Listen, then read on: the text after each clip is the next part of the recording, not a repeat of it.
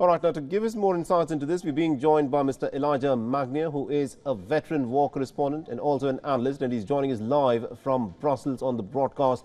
Now, Mr. Magnier, this is a pretty critical moment in this war. The war has gone on for well over 2.5 months. Pretty much 3/4 of the Gaza Strip has been completely devastated, but the Israeli Prime Minister Netanyahu says that he will continue until Hamas is wiped out.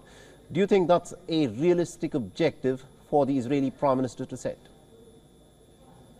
Not at all. It is not a realistic objective. This is what Israeli former Prime Minister Ehud Barak said, that Hamas is an ideology, therefore it cannot be defeated.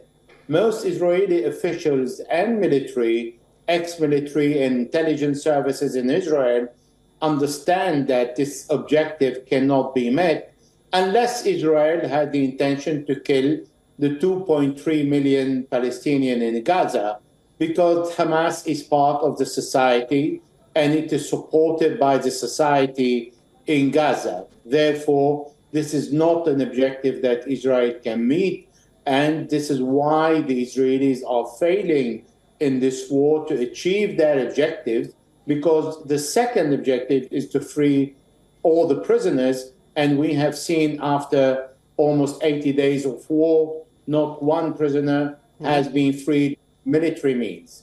You know, I think that's an important point that you brought up. And also we saw images from within the Israeli parliament when Netanyahu was addressing the Knesset. He was heckled and booed by the family members of the Israeli hostages who are in the custody of Hamas.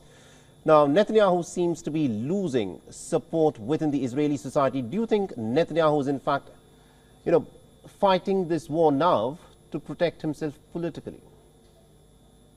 Spot on, because this has become a personal war for Benjamin Netanyahu. Because, first of all, even before the war, the Israeli society was standing against his right-wing government due to the changes that he has introduced, crippling the justice system.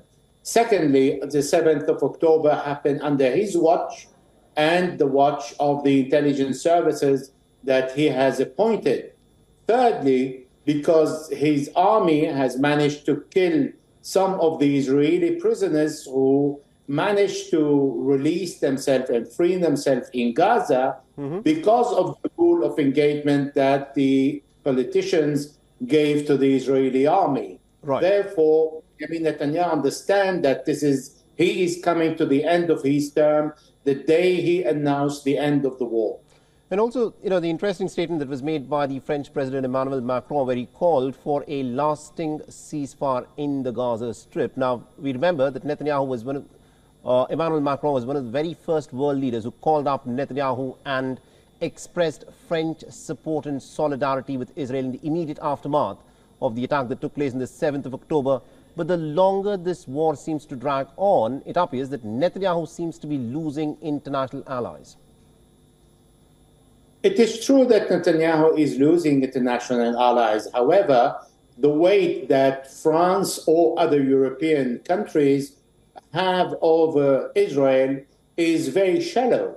The only country that can stop Israel at the United Nations is the United States of America. So far, the Americans have used the veto against the ceasefire, notwithstanding the decision of all the other countries around the world, 154, and at the UN Security Council, there were 13 out of 15 who decided that it is important to stop the war. Only Britain abstained, but the United States stood against. So France and Europe don't really have the weight sufficient enough to influence Netanyahu and tell him, well, stop the war and perhaps you will go to jail because you haven't achieved anything and you have failed, or you continue. And he's continuing the war. All right, we'll have to leave it there. Thank you very much indeed, Mr. Magnier, for joining us and getting us that perspective there. My pleasure. WION is now available in your country. Download the app now and get all the news on the move.